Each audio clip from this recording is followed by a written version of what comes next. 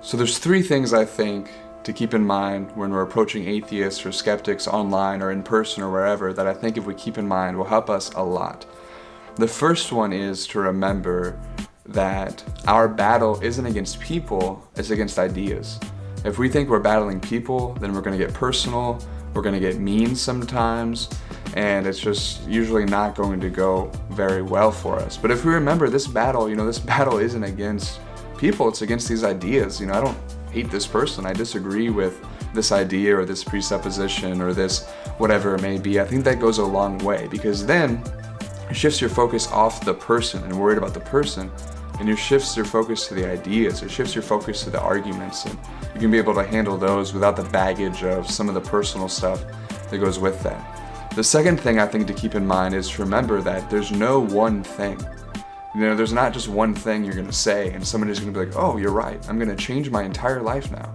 That's not the goal. There's no atomic bomb you can just drop in a conversation and just wrecks the other person's argument. That shouldn't be our goal. And I think sometimes when that's our goal, we can get ugly, and not only that, but it's discouraging for us. When we use our one thing and nothing comes, we're like, oh man, I guess, it's a lost cause or whatever. So remember, we battle against ideas and not people. Remember that there's not just one big thing.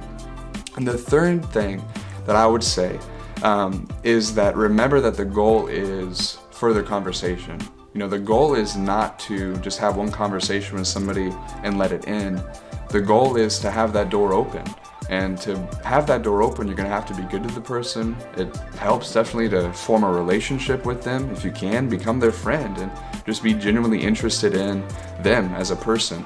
And that way you're not looking for just these, sometimes there's that phrase, we won the battle but lost the war, or we lost the battle and won the war. If you think about it as a war and not a battle, that really helps us. It's an ongoing thing, and you never know, a seed that you plant 5 years ago might turn into somebody, coming to Christ and following Him, whatever it is. So we want to keep the door open. So those are the three things I would say right now. Just remember, we battle against ideas and not people. Remember that there's not just one big thing that we can say to end a conversation. And 3, the goal is to keep that door open. The goal is to have contact in the future.